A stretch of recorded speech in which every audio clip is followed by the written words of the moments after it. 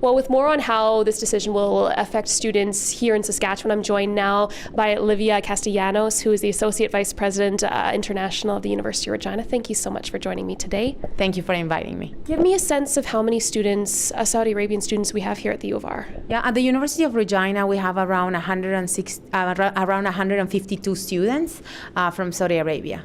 So what are you hearing from them regarding this decision?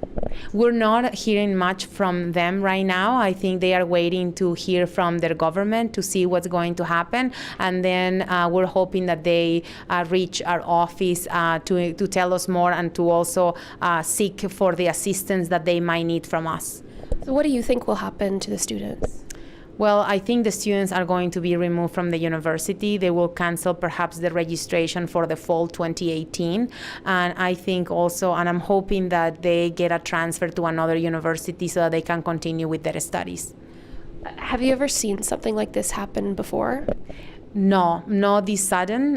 We have seen the University of Regina and many other universities in Canada have agreements with governments around the globe, and those governments provide scholarships to students.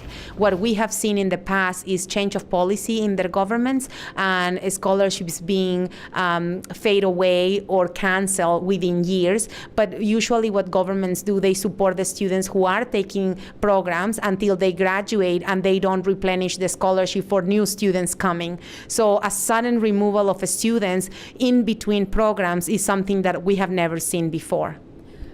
So what advice are you giving to students? I mean, I know it's an impossible situation for many of them. What are you telling them? Well, I think this is a very early stages for us to advise the students, but what will be my recommendation to students is to get the transcripts from the University of Regina, is to get all the documentation that proves that they did well at the University of Regina and the classes that they did as well as the credits, so that they are able to move to another university and successfully transfer and obtain the credits that they study with us.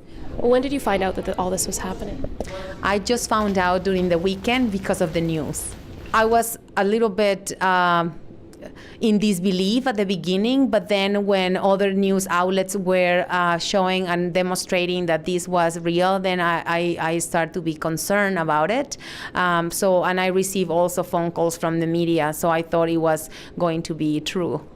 Yes, and so what is your biggest concern with regards to the students themselves, the ones that'll be affected by this? I have a big concern for them. I am hoping that they are able to continue in the path of success for their academic career. I am hoping that they are able to successfully transition to another university. I am concerned for their well-being. I am concerned from their mental well-being, because these are students who have been with us for 3 or 4 years, who have created roots here in Saskatchewan and in Regina, who have families, who have relationships with people from here. And I think more than the academic impact that they will have, also they will have a social impact and a personal life impact. And I think I am very concerned for that.